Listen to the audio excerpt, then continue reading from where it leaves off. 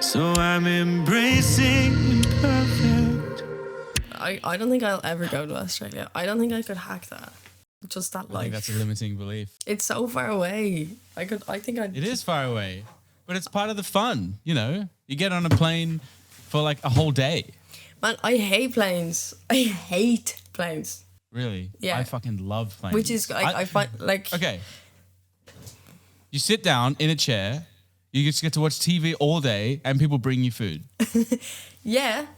Number one, a floating tin can. Like, no one will ever be able to explain to me how planes work and make me be satisfied with the answer, because I just won't. It is terrifying if you sit there and you actually think, we're just like sitting in chairs flying through in the air. But like not just like above the ground, like so high. Like, and there's like nothing you can do about it. Like if the plane is crashing, you just have to sit there and let it happen. Well, yeah, it's an exercise in like just letting it be. You know? There's nothing you can do. Nah, it terrifies me. Planes scare me so much, which is so ironic considering like I want to go on tours and stuff. So it's quite funny, but I still go on them. I just don't enjoy it as much as everybody else does. Well, you know, like Travis Barker, he has to tour either by boat now or only doing land tours because he can't fly in planes. Oh, really? Benny Blanco's the same. Well, he still goes on planes, Yeah. but he hates them. That'll be me. I'll just hang out with Benny Blanco. We'll just go on the same flights all the time. We'll be fine. I reckon. So I'm going to do this clap thing, a 3, 2, 1 clap, so that then I can line up the audio and the video. Okay. We try. All right, so it's like I'm ready. 3, 2, 1. For real time? No, not at all. Not even close. But Yes, I looked on time to me. Okay, let me warm up. Okay, I'm ready. 3, 2, 1. That's Not so even close. us. All right. Not even that was so close. That was perfect. I don't know what you're talking about. Welcome back to the podcast, Embracing Imperfect. The person I'm talking to today is one of my favorite musicians in the world.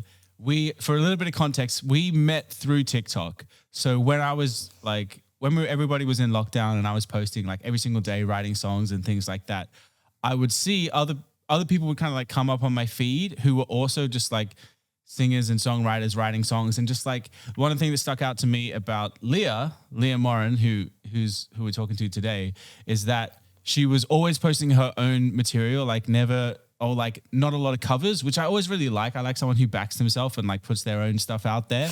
And also like just really beautiful songwriting, like lyric heavy or like lyric first songwriting to a degree, and like love the voice. So we started commenting on each other's videos. So that's how we developed a friendship. That's how we became friends. Exactly. So Leah, so very psyched to have you on, and let's catch up. It's been ages actually, hasn't it? I know. So the last time we did a Zoom call thing when you asked me, what was it about? It was about your college project or something, your application. Yeah, to get into college. And now I'm in college. I got in. Yeah. So you're in music college, right? I am. I do music production in college. Which college? It's called IADT. It's in Dunleary in Dublin. Go on, Amazing. say it. Go on, all right. say it. Dublin. Yeah, go on, try it. Dunleary in Dublin. That's not that bad. I actually will say See? your accent it's like better than most I've heard of, like, And it's getting better all the time. it's improving all the time. So, all right, let's go back. How long have you been playing music for? Is it like a forever thing for you? You know, when like all singers are like, I've been playing for as long as I can remember. Like everyone says the same shit. It's kind of the same, but like I always did, because my dad plays guitar and my dad sings, and like my brother and sister, they all sing. But like, I suppose I kind of like actually got into it. My gran was a piano teacher for her whole life.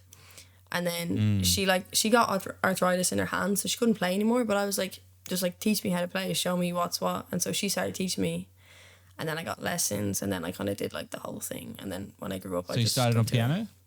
Yeah, which was actually the best decision anyone ever made for me, because like I had no idea how helpful it would be to know like piano theory and like how much it would help with everything else that comes after it. But it really does. Totally. Because like when you're young, your brain is like, it takes it all in. So like I was a kid when I learned all the basics, and then everything else just like came after that, you know? It's like, so I started on piano as well. Like I started having piano lessons, even though I gave up really quickly. Like I didn't want to learn, like I didn't want to do grades and stuff like that. Yeah. Just learning the piano, like all the notes are right in front of you. You can see the whole scale. It's like, that's the instrument where music theory makes sense on. And if you have that as a grounding, then like everything else kind of can build upon that. Yeah, but like when you're even like, because I did music in school for my leaving cert, which is like the end of year exams, the end of school exams that you do to get into college. Like there was people in my class who like played guitar or played other instruments, but when they were trying to learn like theory, it all came back to the piano, and so they had to basically learn piano theory anyway and then use that to learn normal theory. So when you have piano on its own, like it makes your life 10 times easier. So I was like, so as I've grown up, I'm like so grateful that piano was the one that I started on. Why do I never see you post piano videos? Because why do you never play piano? do you all know what it is? I have an upright piano. I absolutely love it. I got it like, I think it was like 3 or 4 years ago now, and it's so nice and it sounds so nice. It's a Kawai. I absolutely love it. But the problem is, like for TikToks, I like can't set my phone up the way I want to. Like, so I like always, I do have a few, like if you check my TikTok, you'll see a few. Whereas like when I'm playing guitar, I can just set it up wherever I want and I can have it and it's easy. Yeah. Whereas like on the piano, like trying to set it up, it's like this close to my face. And then I'm trying to like, and I can't. And then I'm like, oh, I can't be making faces and stuff because it's like right here. So I wish I could, because I write so many songs on piano, and then it's always the guitar ones that I post on TikTok. I don't know why, actually. It is mainly because of that. It's easy to get the shot with a guitar. You got a I can see a keyboard in your room. Like I do. I have this keyboard. Do you write more on piano or on guitar? Because for me, I mainly write on the guitar because it's just always there. Yeah, when I first like started writing songs, like I only learned to play guitar when I was 15, so it was only like 3 years ago. So up until that point, like I've pretty much been writing songs since I was about 7. Like the earliest song I have written down, I was 7. My dad kept it. It's so embarrassing that I can't. Can you sing a bit for us? I don't even know how it goes because I have zero recollection of ever writing it. And my dad was like, came to me, it was like a year ago, and he was like, "Oh, look what I found! Like, it's this song you wrote for me." And I'm like, "What?" And he's like, "Yeah," he showed me it, and it was like about a window. Like I think the word window was in it like 40 times, like just like window was rhymed with window, just over and over and over again. And it was something like so like trying to be deep as like a 7-year-old, and it was like, don't stop looking out the window. Like I have no idea what it's about, but like that's like the earliest one that I have. And so that's because I knew it's so funny. I could not stop laughing when I found it. I was so embarrassed. I was like, this can never get out. But at 7 to have like actual proper lyrics that's pretty crazy. Like that's amazing. It's funny. I wrote my first song when I was 6 years old, and it was called The Little Crocodile. Oh. And the only lyrics were like little crocodile. Yeah, and mine's just, like repeated that over mine's and like over again. Don't stop looking out that window. Like it's supposed to be like it's just like repeating words. But like, because that was that was the age when I learned piano. So it kind of, I think it all kind of happened when I was like 6 or 7, because that was when I started piano. So what compelled you to start writing your own music? Because most people don't. Like you did, I did. What do you think it is that made you sit down and be like, I don't want to learn the shitty song that I'm learning, my teacher's teaching me or my grandma's teaching me. I want to make my own song. Where does that come from? I don't know. I think it has to be like, because I always liked the pieces that I was playing in piano. I hated doing grades because I found them so stressful, and I used to always get like so worked up and stressed doing the exam that it was never actually worth what I'd learned. Like it never showed like the effort that I put in. But I always had like an appreciation for the songs as they were. Like when my piano teacher played them, and she was obviously like insanely talented, so she could just do it like with her eyes closed, I was like, it's beautiful, like it's so good. So I think although I liked it, I just didn't myself want to like spend hours and hours and hours learning these pieces. Like I appreciated them for what they were, but it was never going to be what I did myself. And then I think like if you listen to music and you're the type of person that like really listens to it and doesn't just like have it on in the background, then you're kind of like, I want to do that. Do you know what I mean? I think that's what it was for me. Like, I think the first person that probably made me think that was Adele, because my mom. Really? Yeah, because like, okay, go on. Because I was young, like when I was still young when like Adele was bringing out songs, like Adele 19 and stuff. I was just a kid, so my mom was a really big fan of hers, and she had a CD in the car, and like, so every time we were in the car, Adele would be playing over and over and over again, and like I'd be singing these songs like as if I knew what was going on, like belting it in the back seat. But I think like there's certain elements of Adele songs where the lyrics are easy to understand, even if you're a kid. And so I was kind of always like, oh, she's so good. Like I want to write lyrics like that, because it's always been about lyrics for me. I don't know why. It's always been just one thing that has drawn me to writing songs, is writing the lyrics to the songs. And so Adele is such a good lyricist that I think like hearing those lyrics and being like, that's what I want to do, is what made me do it. But I think it's probably different for everyone that kind of decides one day, like, yeah, that's what I'm going to do, you know? So I've got a theory that I've just come up with from talking to you, because I think you're the first person I've met who started writing songs that young. Do you think it's because, all right, are you a lazy person? Are you like, in your core, are you a lazy person? Yeah, 100%. But don't tell my mom. So I'm a lazy person as well, right? And I think lazy people, when they learn instruments, they want to take shortcuts. They don't want to spend hours practicing every day, the scales, all the rest of it, right? I never practiced enough. Any of my instruments, I never practiced enough. Writing songs was a way of like bypassing the need to practice to be as good as someone else playing the song, because you're writing your own song, so it only has to be as good as you play it, because that's the first version of it. Yeah, that's actually true, because like no one can tell you it's wrong because it's you. Right. You know, like no one can be like, oh, you're playing the wrong note. No, it's me. I made it. So you can't say anything. That's probably true. That probably definitely is an element to it, because that was so much about why I didn't like piano, was that like I just didn't have the energy or like the willpower to sit there and be like, play the same thing over and over and over again until I had it right. And there's no joy in that. Like, yeah, I guess if you're lazy, you just want the joy of music to come as quickly as possible. Obviously, it would be amazing to be brilliant piano player or brilliant guitar player or like whatever. Yeah. But I'm not. Like, if I can say, like, I don't know how good you are at piano, but like we basically just play what we need to be able to play in order to make the song work, right? Yeah, that's pretty much it. Like knowing what you actually need to write a song, I feel like that's kind of where so many people like cap it off. It's like, yeah, I know the notes, I know where they are, I know the chords, I know where they are. That's all I need. Now I can just do it. So you're probably right. And then you stop practicing your instrument, and then all you do is write songs, and that's what you're practicing. Yeah, pretty much. So that's a good proven. Good theory. I feel like it definitely is true, actually. So in terms of your songwriting, your lyric first, do you inherit that? Because like, from my experience, when I was a kid, the most of the music I was subjected to, because it's your parents at that point. Yeah. Like my dad was a jazz guitar player.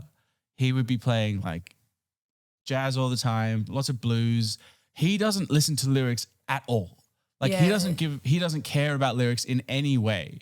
So it was never something that was discussed, talked about. The music that we listened to lyrics were never important. So for me, lyricism was actually really hard and something that I had to work on a lot. It was like the weakest part of my songwriting. Yeah. I was always good at melodies and stuff like that, but lyrics was something that I really struggled with, and it's been like the biggest thing that I've had to work on. But you're like the opposite in that lyrics were the first thing that drew you to music. Yeah, kind of. I don't really know. I don't know if it's like to do with my parents or what, but I think if you're listening to like jazz and blues music, like that is so music orientated. Like it isn't about lyrics. Like that's just about the feeling you get and like kind of like vibing to it and whatever. So that's obvious that's kind of how you were. But I think my dad is quite like, he is quite into lyrics, and that he does always pay attention to them. And even when like I'll sing a new song for like my mom or something, and she'd be like, oh, it's great, and like she does listen to it. It's not that she doesn't listen to it, of course she does, but like When my dad, when I sing it for him, he'll remember one exact line that was his favorite in the whole thing, and he's like, "That's my favorite lyric. That's so smart. Blah blah blah. I think you should do this, and this." Like I think he's like a critical listener. Yeah, so like he has always kind of been like that whenever I've been writing. I would never share a song with my parents unless they like made me. Like, are you a reluctant performer, or are you happy to just like, oh yeah, I'm working on this song and just go for it? I wouldn't unless it tends to happen when I'm unsure how I feel about the song myself. Like, I would ask kind of like my dad's opinion on it usually. I tend to just go, like, my dad's really into music. He always has been. Yeah. And like he does give, like, it's not like he just tells you, oh yeah, that's great. Like, he doesn't lie. Yeah. Like, he will say, yeah, that's good, but could you do this? Could you do that? So I think it's helpful in that regard. Like, I don't do it that often, but like if a new song is coming out, or if I'm like, I think I might bring this song out, they'd be like, oh, like, play it for me so we can see what it's like, and I would play it for them then. But I kind of, it's more so like, I don't mind playing songs for people when they're finished. I am kind of reluctant to play it, like, you know, when it's not done and you don't know if it's finished and you don't know if you're going to change something. I don't like playing it for people then, because I'm like, it's not right yet. Let me get it right, and then you can hear it. So there's a few things that we touched on there that I'm so fascinated by. One is the idea that the most useless and annoying thing you can be as a listener, if I play you a song, the literally the worst thing you can say is like, oh, it's good, I liked it. Yeah. Like, I would rather you say I didn't like it. I would honestly rather that. Yeah, because then than they could someone just saying like, oh yeah, it's good. They could point out what they don't like, and I'm like, okay, at least you have an opinion. Like, at least you're telling me something. And like, there are people in my life who are like, oh yeah, play the song for me, and I'm like, honestly, it's not worth you listening to it, because you're not going to give me an honest answer. Yeah. So like, I get nothing from this. It's just like me sitting there awkwardly while you listen to a song, and then you pretending to like react a certain way because you think I want you to say that. Both of my parents are quite honest. My mom is like brutally honest, like absolutely no fear in telling you if she absolutely hates it, which is like, it's handy. It used to bother me a lot. I used to never play them for my mom, because like, if you're not confident enough in the song yourself, when someone else tells you it's not good, you're just going to think, it's not good. Yeah.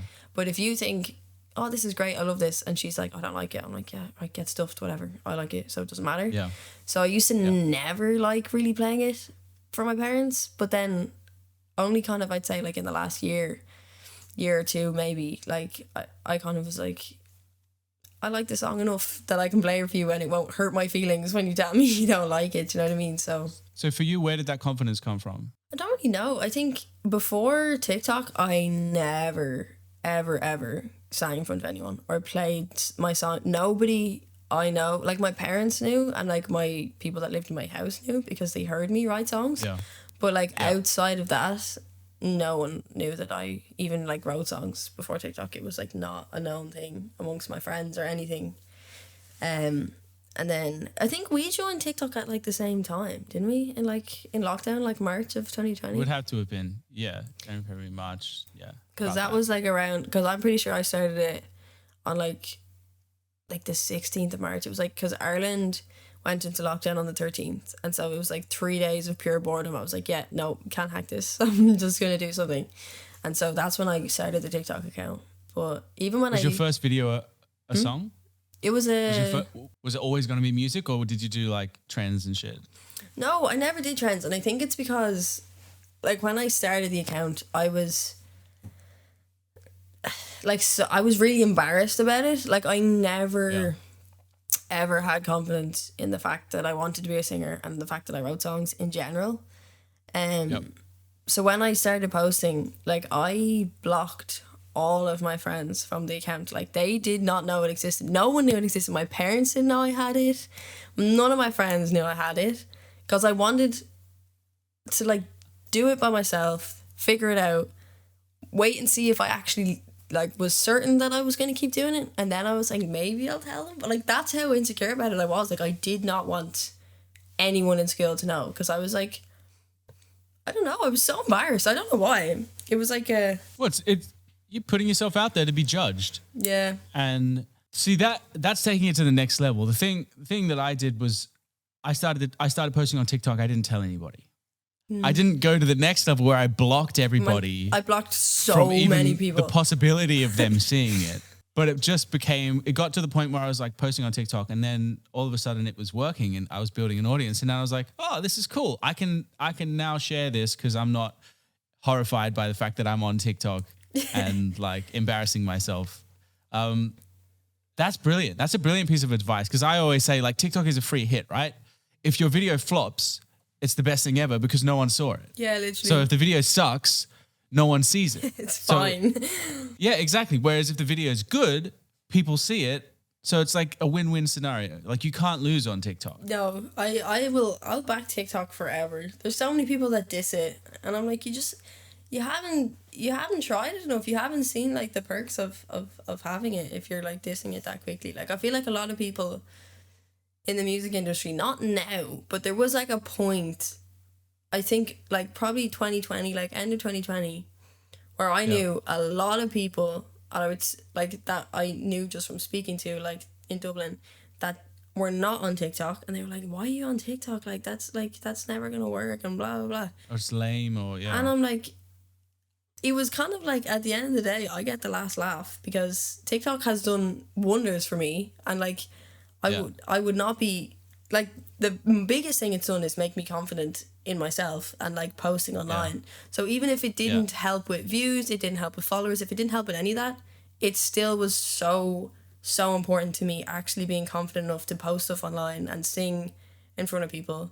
So like that's like the first thing, and like of many, and like even just that by itself is like, if it's anybody else, if it's like a teenager at home and you can start posting on TikTok. Yeah. It is, but people didn't take it. There was such a point in time where people did not take it seriously, and it's funny because now some of those people that I remember saying that to me are on TikTok.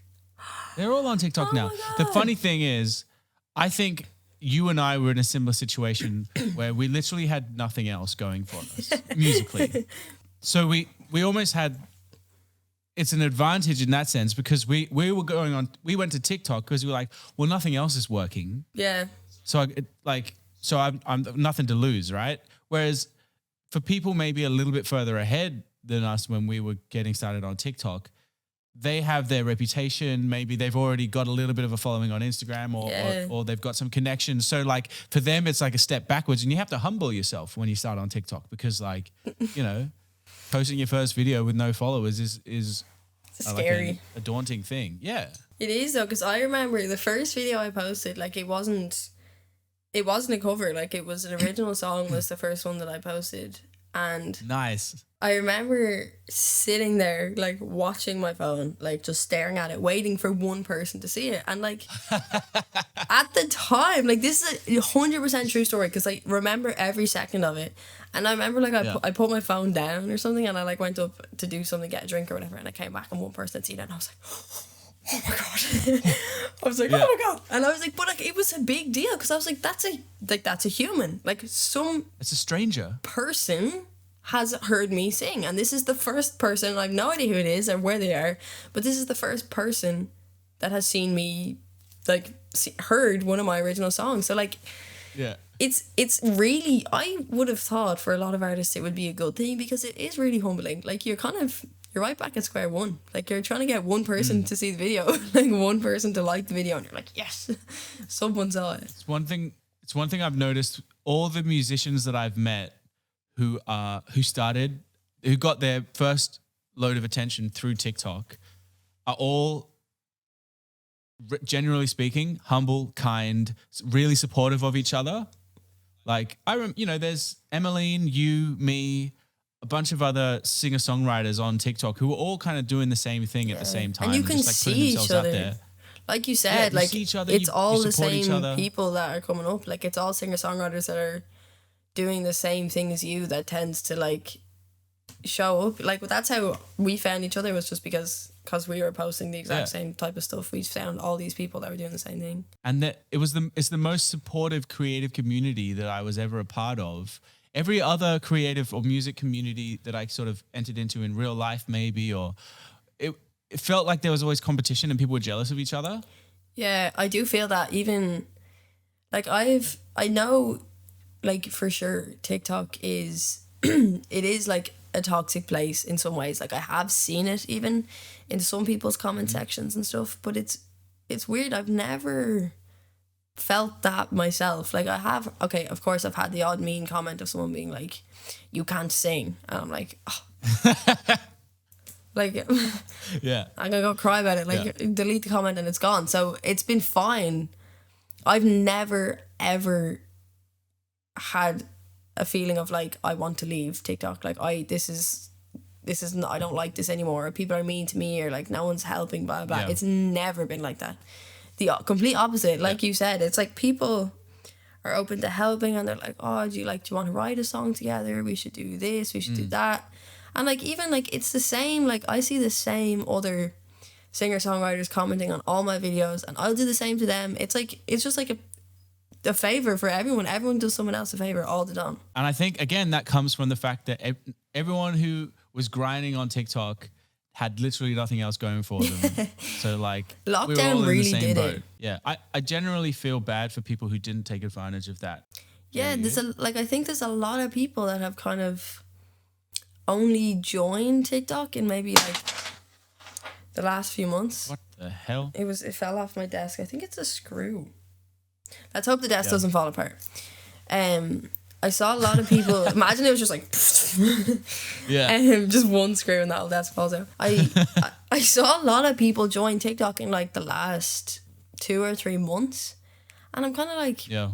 you had like 2 years to do this. Like you had 18 months to be on TikTok and grinding away, and like you can see that you're like, oh, 18 months isn't that long, but like look what it did for your accounts. Like I've seen, like, because when I first started following you, I'm pretty sure you had like 1,000 followers. I had like 100. I had like I think you followed me when I had less than 100 actually. Like Yes.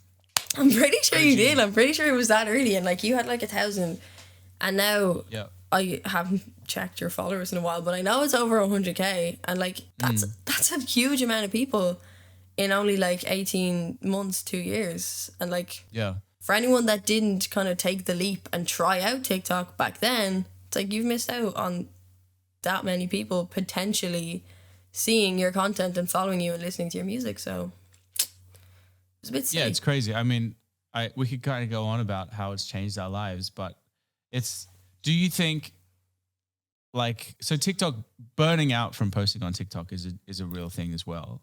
Like, it's the most relentless social media platform. It gives as much of it as it takes, kind of thing. For sure. Where are you at the moment? Like, how are you balancing your, like, living a life? You just started college. There's other things you have to do. Ooh, there's someone at the door. Give me 1 second. It's okay. Oh, a blue light behind you. I'll just sit here. Are you recording? Yeah, mate. Oh, Pace, I hope you listen back to this. Sorry. I heard that Australian accent.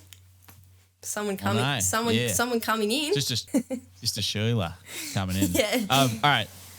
Oh yeah. How are you balancing like college, fucking doing all the stuff you have to do as a musician, like recording, like making industry connections, playing shows? You're now busking, which is really fucking cool. How are you balancing that with the need? It's a need now to be constantly putting yourself out there, creating content on social media. At the minute, like, honestly, if I'm being 100% honest, I am not doing a good job. Since I started college, I've found it so much harder to do everything. Like, when I was in school, because I had a set timetable in school, so I knew what days I wouldn't have a lot of homework due to the subjects that I had that day. And so it was always like hypothetically say, it was like, okay, on a Tuesday and a Thursday, I don't have that much homework. I'll go home, I'll do the little bit that I have, and I'll record a TikTok and it'll go up that night. So I had like such a schedule of when I had time. But like with college, it's like lectures move around and things get cancelled, and then like you also have a social life that you didn't have in school. Like people are going to clubs and they're going to pubs, and it's all the time going out, and you want to do all that fun stuff because you're also trying to make friends. Like you're starting this whole kind of new section of your life where you want to make all these friends. And in Ireland, the only way we can make friends is drinking alcohol. So that's all we do every single night. Nice. So it's like, so all my evenings I'm like not here, or I'm in college late. Like for my whole first semester, I didn't finish college till like 10 p.m. on a Tuesday. So like that was that day gone. Yeah. And then there's another day where I don't finish till 9, and then that day's gone. So it's like, I found it so much harder to plan out exactly when I could do the videos. So it was kind of just whenever I had a second, which it still is because I still haven't figured it out.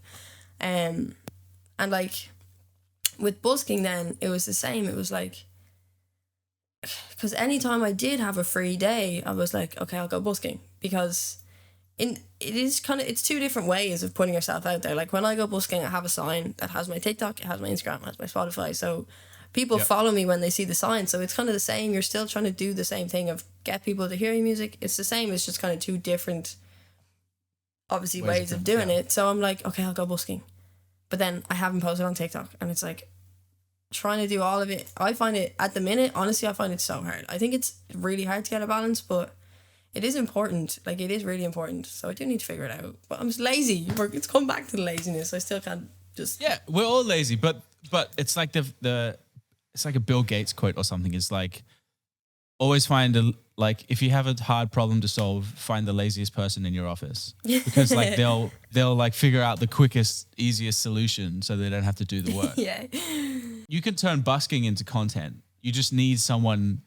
Yeah. You just need someone to be able to show up with a camera. All sort the of time. thing, Yeah. to help out. Yeah.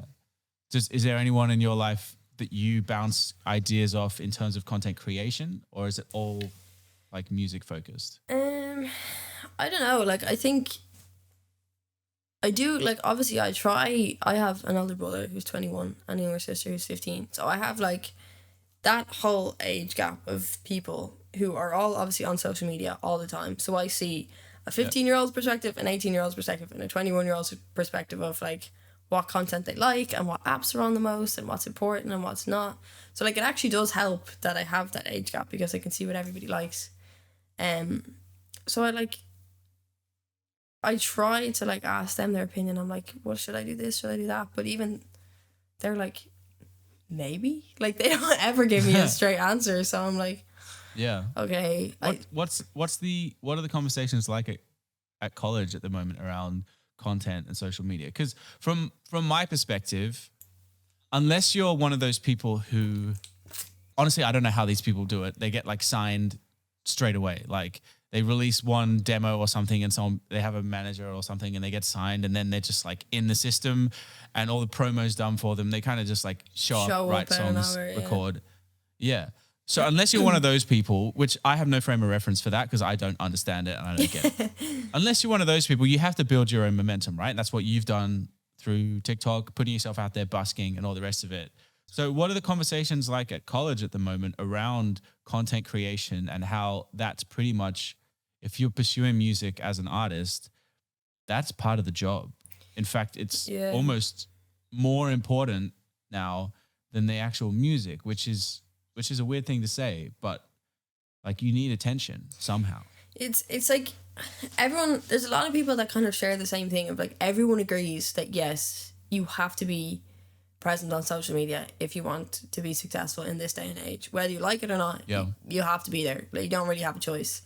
But some people see that as a good thing, and they're like, yeah, that's great, that's easy. And other people see it as a chore to having to actually have to do that all the time. Because if you're not the type of person that likes to post on social media or like document your life on social media, then it is a bit of like an effort, and it's not something that singers always had to do. It is like a new thing. So like there are some people that don't like the idea of it, but everyone agrees, like you don't have a choice. Like, you do have to do it. If you want people to know who you are, it's kind of what you have to do. It's not like people are gonna buy a CD of yours and that's how they're going to find out who you are. Like, they're going to see you on Spotify or on TikTok, on Instagram. That's where they are going to find you. So, and you need to entertain them first. They need a reason, because like, I think I've said this before. It's like, no one is going to listen to your music unless you've entertained them beforehand. Like, if they see 5, 10, 20 videos of you entertaining them on social media, then maybe. maybe they'll listen to your new song. But most of them probably still won't. Probably still won't, yeah, nearly. But there's so much competition for their attention that like you have to really earn their like I their don't listens. really mind it that much. I think it's like it kind of posting online kind of reminds me of busking, especially TikTok in a way, because it's like when someone's walking past you, you have literally like 10 seconds to catch their attention with whatever you're doing. And if you don't, they're gonna walk straight by you, and they're not gonna turn back. Like it's the exact same on TikTok. You will have someone's attention for literally 10 seconds. If you do not impress them in the first 10 seconds, they're gonna go right past you and go to the next person. So I think busking has kind of like helped me in that, in accepting the fact that some people are just gonna walk right past you. They're not even going to consider you for 10 seconds. They're just going to go. And you're not going to impress every single person that stops. Like, it's hilarious when people walk past and they have headphones in and they like listen to you and they're like, and they put it back in and they walk right on.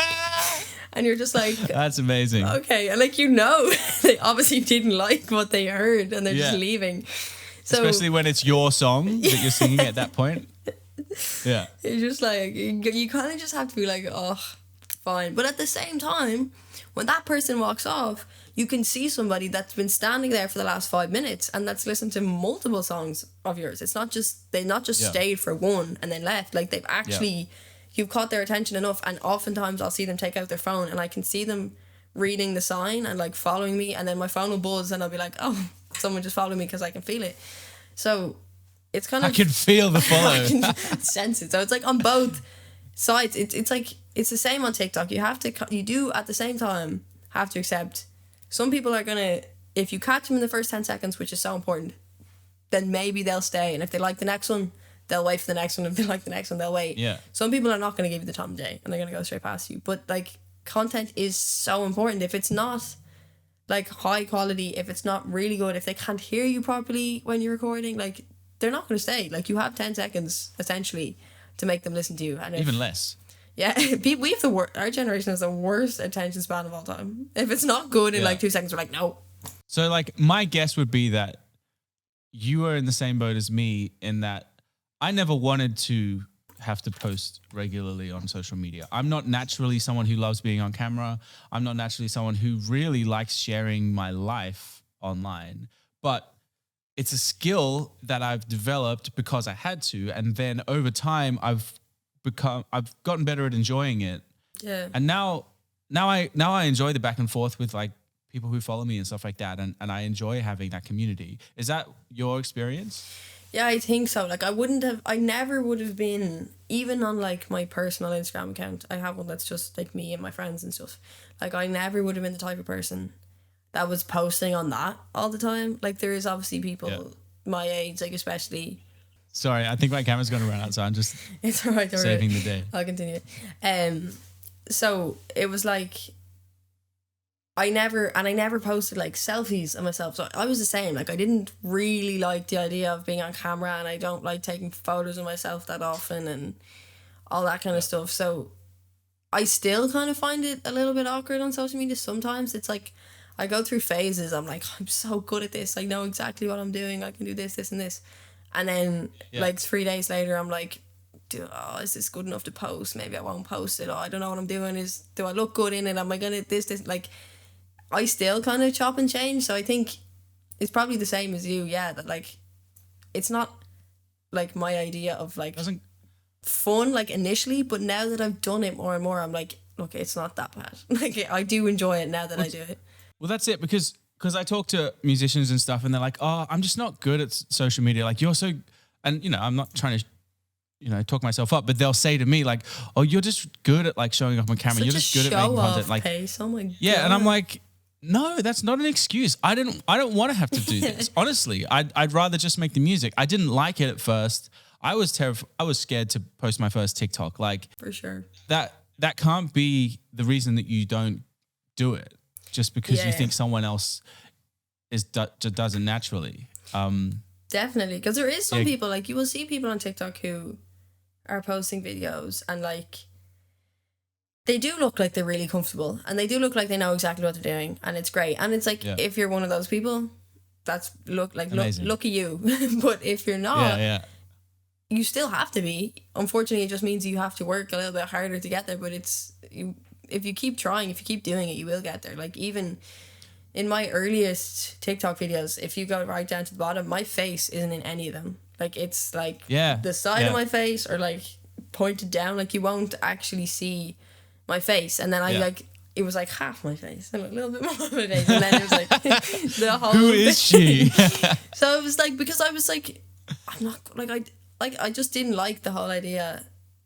I just wasn't one of those people, basically, that it came naturally to post all these videos of myself, and it was great. But now I'm not worried every time I set up my phone, like, oh, do it look okay? Like, it's become a thing where I'm like, okay, this is grand, I can do it.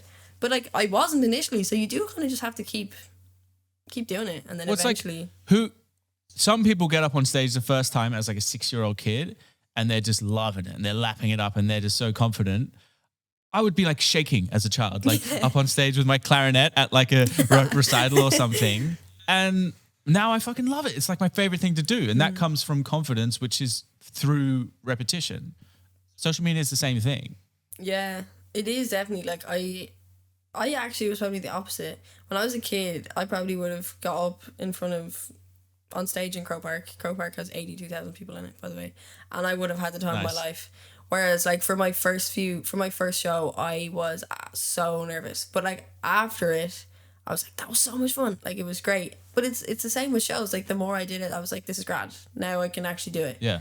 But I think if you, just because it doesn't, I don't like that whole thing of like, oh, you're so good at it, I just can't do it. Like, figure it out. You have to do it. So if you want it, you'll figure it out and you'll just do it. It's the same with posting online, playing shows, whatever. Like, if you want to bad enough, you just practice, and then you won't hate it so much. Then you might not hate it so much. That'd be nice. That'd be great. All right, let's look into the future. What's coming up for you? You've released 3 songs on Spotify. Am I right in saying that? 3, yep. I Wish, Senses of 17, and the new one. Don't take out your phone. What happened to us? I'll put you out of your misery right now. What happened to us? It was coming. It's right here. My favorite thing about, like, I say all the time, you're one of my favorite artists, and it's true, because sure, you've only got 3 songs that you've released, and like, there's not a huge amount to dig into yet, but I love the lyricism is really unique. The way that you deliver it, it's like your cadence is really unique, and it stands out.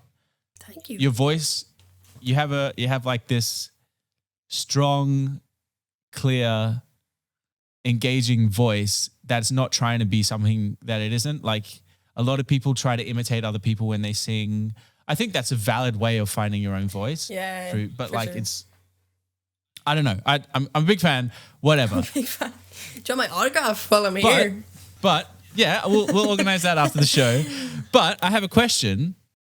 You have been posting regularly for 2 years, right? Mm-hmm. And you've released 3 songs. Yeah. I would love for you to have released more songs so that I would be able to listen to more songs. So what is your biggest pain point, or what is the biggest, like, and there's no rush and there's no right way to do this or whatever, but I'm just trying to get an idea of, like, what did you think is your biggest obstacle in terms of getting your music out there at the moment? For the last 2 years, the biggest problem for me was COVID. Like, in Australia, you were living your happy little lives, having a great old time while everyone else was like locked inside. So Ireland especially, like, Ireland opened up about 2 weeks ago now, and it was it was literally like the first time everything has opened up fully was 2 weeks ago. Well, it did in October for like a month, and then it all went to shit, and so they had to close again. So it opened again. Yeah. It's literally, this is the first time it's been normal. So for those whole 2 years, I couldn't go to a recording studio and record a song in there because everything was closed. So I Wish, Sense of 17, and What Happened to Us, all of the vocals for those are recorded in my room at home. And then they were sent up. With this microphone there? With this microphone right here. Nice, love that. that. So it's not even the best microphone because I'm not rich and I don't have great ones. So I don't have like studio, like standard microphones a booth or anything. So it's like trying to figure it all out at home. So I Wish, Sense of 17, and What Happened to Us, they were all in this room right here. And then they were sent off and Which they were is very edited. Like, it's cool, but like that was kind of the biggest problem, was that I couldn't like go to a studio for a week and bash out as many songs as I could in that space of time. Do you know what I mean? It was only ever one song at a time. So that was kind of the main thing. I also really struggle with like what songs I want to put out. Like, I tend to overthink so much before I decide to put a song out, because it's just it's a perfectionist thing. I'm like, it's not right yet. It has to be this. It has to be this, and this. And I've gotten better at that. Like, with What Happened to Us, I did not stress one little bit about that song. It was more so, for the first time, I was so confident in it myself, and I loved it so much myself, that I was like, I don't care what anybody else thinks about it. I'm just putting it out for me. And then people did like it, and it was great. But for I Wish and Sense of 17, it wasn't really like that. Like, I was really nervous about what everyone would think about it. So I think it probably I just took a long time to like not be so stressed about when I put songs out. But with that's like a tongue teaser, with What Happened to Us, I wasn't that stressed, and it was kind of the first one that I was like, this is grand. Like, I don't have to freak out every single time I bring out a song. So hopefully that's how it will be from now on. And I don't say that as a criticism. In fact, you're 18 years old, you've released 3 songs.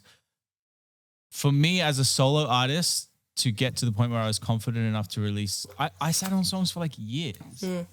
And like, it took me so long to realize that like, it's never going to be perfect. The whole show that Embracing Imperfect, like that whole thing is like, that whole thing was inspired by me getting over my need to try and make the song perfect before it was released into the world, because it's never going to be perfect. So like, that took me ages to get over. You're already like way ahead of where I was. But that's what it was for me as well. It's like, it's not perfect. And like, my dad was always kind of like, he was the one that was kind of always trying to say to me, like, yeah, it is never going to sound perfect to you, because you wrote the song. You are the only one that hears these tiny little things that don't sound absolutely just right. But like, unfortunately, you can't fix every single little thing to the point that it sounds perfect to you. And even if it does sound perfect to you, it might not sound perfect to everybody else who listens to it anyway. So it kind of, I think a lot of people definitely at some stage, whether it's at the beginning or like after a little while, feel that it is definitely a perfectionist thing. If you're like, I can't put it out, I can't let people hear it if it's not just right. But it does, like, of course I still want it to be right. Like, I don't just throw songs out that sound shit, but it's not so much pressure on it to be perfect now. Do you know what I mean? It's kind of like, just make it as good as possible until you love it so much that you don't care if someone else finds it perfect. Like, that's how much you like it. It does not matter. So, and like, I couldn't agree more. One thing that I'm really trying to remind myself of every time I'm approaching recording a song or releasing a song, it's the most important thing is how it makes you feel, how it makes someone feel. Yeah. Because that's all music is. It's like, what does it make you feel? So like, even if the recording isn't the highest quality, or like it's a bit out of time here or there or whatever, all it matters, especially the beginning of the song, like, how does it make someone feel when it comes on?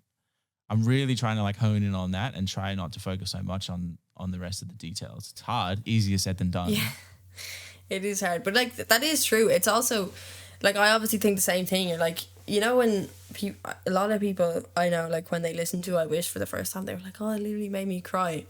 And it's like, that's an extremely successful song. As much as like, I don't want the people I love to be crying every time they listen to my song, it's like a good thing. It's like, that song made you feel something so strong that you literally cried when you listened to it. So if you can, at the end of the day, that is kind of what it's all about. Like, if you can make somebody feel something that strong, whether it's like happiness so much they want to like dance to it, or like it's just so strong that they want to cry, or they're angry, or whatever feeling it is. Like, if you can make someone feel even a little something, then you're doing a good job. So absolutely. So what's next? What am I waiting for? What are you waiting for? As in, like, what am I excited about? What's coming up? Well, I have more of a plan since kind of it was like it was like in January I was kind of like, okay, I need to get my, that's a real fancy water bottle. Thank you. You're welcome. I just have like a plastic bottle that's filled up. You've got this, you look like a waiter just came over and gave that to you. I kind of in January, in the new year, you know, for like that first week of January where you just think you're going to like accomplish the whole world in the next next 12 months. So I was like, okay, I'm going to get my shit together. Because like I said, with college and stuff, I hadn't been posting as much and I kind of just been all over the place with everything. So I was like, I'm going to actually figure this all out. So for the first time in my life, I got a calendar. I felt like I'm a grown up. I'm an adult. Like a real, like an adult, like one that a real human one. A real human one, like not even online. I'm talking, and that's how old I am. That's how old I am. So I bought this calendar and I was like filling everything in, so I could like see what days I'm in college and like what days I can record videos and so on and so forth. And then I kind of like structured out, okay, how many songs do I want to have out in this year? When can I put them out so that they're like not so close together that they kind of drown each other out, but they're not so far apart that So like I kind of have now planned the entire thing out, which that's a good thing. Never done that before. That's amazing. Also, if you can teleport, I have a gig on the 21st of February. So hey, work on those teleportation skills and get over here. Shit, I would love to. Shit. You know the one thing we haven't talked about? What? Talked about? What? Is you were one of the amazing contributing writers on Love Is Again. I know. Which is just, I'm so proud. I'm so proud. I think that's the coolest thing ever that we're co-writers in a sense. We are. That was so cool. I love that whole thing that you did though, where you like put it out to everyone to write, because there was a lot of good ones. I listened to loads of them. I had to see my competition. It was of course. You were like the only songwriter, like proper songwriter who like submitted. So I'm glad you won. Otherwise it would have been embarrassing. How embarrassing would it have been if everyone else beat me and I was like, I'm deleting my TikTok account. I didn't make it onto the song. But it was really cool. So yeah, we're technically co-writers. That is cool because we've known each other for what, like 2 years now? And we already technically co-written a song together. Well, we have a deal where if you tour in Australia, I have to be your support, and if I tour in Ireland, then you have to be my support. We've had that deal since like what, 20? I think we knew each other probably like 2 or 3 weeks, and I was like, "Now I'm in Australia. You can come on tour with me, but when you're over here." Yeah. So one day, go on a tour in Australia. Let me come. That'd be great. Thanks. Yeah, I'll do my best. So like in summary, I think you, like, of all the artists that I follow and see, and like especially younger artists, because like, you know, you're still like, you know, you're in college and stuff like that. So but like, I have so much faith in your ability and your work ethic. Like most people don't keep showing up online, keep putting their music out there, keep writing songs, like, then put yourself out there as a busker and, you know, learn that skill, really get really comfortable performing and like grow your audience in person. And then like, you're starting to do support shows, like you're doing literally everything right. Obviously we want everything now, but like I have so much faith and I'm such a huge fan. So you've always hyped me up so much. Like but it's true. If I listened to everything you said, my head would be like this big. I would have such a big head. But what I'm saying is that you work harder than everybody else. Not everybody else, but everyone in the whole world. But you work hard enough that this will work for you. You know what I mean? Yeah. And that's what I'm saying. I'm not saying like, oh, you're the most talented fucking person, because talent is like, it's like 10% of what actually gets you there. It is though. It's more about like being humble enough to learn and being humble enough to work hard enough. And like, that's what I see in you. So that's why I'm such a huge like supporter, because most people don't put in the work. We're just like weirdly friends, but fans of each other at the same time. That's the best situation. That's the best situation. My sister was always singing her songs, so I always stuck in her head, and I love it because I'm like, you're singing Pace again. And she's like, oh, no, I'm not. And I'm like, yeah, you are. And she's always, because like she'll always like, I'll be playing it, or like she'll hear it, because you're always on her TikTok as well. And so she's like, face came up on my For You page again, and I'm like, oh, he's famous. I'm always like so happy when he comes up on, because when like she's not obviously on like music TikTok, so I'm like, if he's coming up on her For You page, he's just that famous. That's the big you time. See that? I you, mean, you see that video I did when it was like, who's the most famous person you know? I was like, Paige Randolph. Yeah. You see it? I did see that. That's tragic. That's tragic for you, actually. Oh, that's funny. But I mean, even me, like over the last month or two, I've been slacking big time in terms of my priorities on my personal TikTok account, because I've started posting every day on my new TikTok account with my housemate. Yeah, I saw that. It's going really well. But like, I've found it hard to, and like moving into a new apartment, studio, like setting up my life in that way, focusing on recording music. Like I've got 4 songs like ready to go now, which usually I'm just like chasing the next song. Yeah. I haven't been posting a lot, and like, you know, to like it, to kind of what you said earlier, like finding the balance and like dropping off on social media and then being like, all right, I got to get back onto it and stuff like that. It's hard. It's always a cycle. Like you always run hot for a few weeks or a couple of months, and then you drop off. It's so hard to just like be super consistent. I don't think anyone can do it like straight the whole time. Like I don't think you can post all the time and like keep that up for like an entire year. I don't know anyone that can do that. Like I think it's okay if you're like doing it for a little while and then you fall off. The problem, which is what I had, is like I stopped when I was doing my exams in school, and I never really forced myself to go back up. So I kind of just stayed like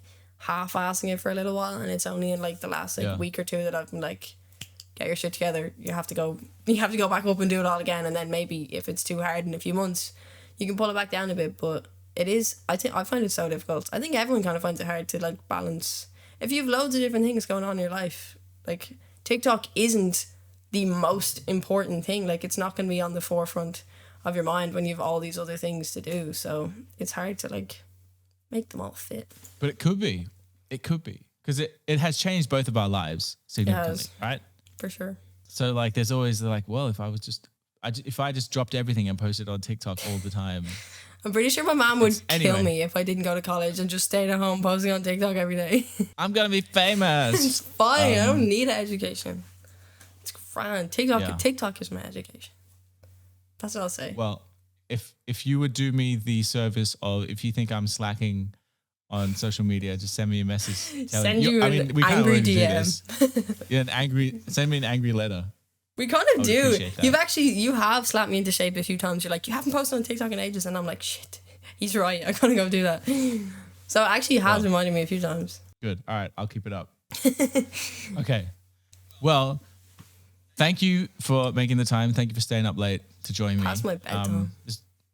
I know, outrageous, but yeah, I've already said everything I wanted to say. Hyping you up. Just give Leah all the support that you would ever give anybody. Follow her on all the social media channels. Leah Moran Music. I know. I might have to change that, but we'll see. And your favorite song, my favorite song of yours is I Wish. Is it? It is. Personal fave. How come? Just like it. I think the storytelling is so beautiful. I think it's like such a beautiful concept of like, when you're younger, you wish you have all these things as an adult, but then when you get there, you're like, fuck, I had it so good. Yeah. I had it so good. And then that only extrapolates further and further into your life. Yeah. It's funny though, because I was I think when I actually started writing, I was 17 when I wrote that. So like I am still a kid. Like I'm not even old, and I'm like, oh. Yeah. But to have that insight at that age, I think it's really cool. So, yeah, good. All right. Well, we'll hang again another time in the future, and we'll talk about all the things that have changed. Line up the Australian time zone with Ireland again. when the sun and the stars align. All right. Good. Well, I look forward to staying up to date on everything you do. And thank you. Yeah, you too. The best. I can't wait for the new songs, because you just said you had new ones. I'll be waiting. Is it actually? upbeat? It's one of the songs. No, it's one of the songs that you said you really like the lyrics on, and you were pestering me to release.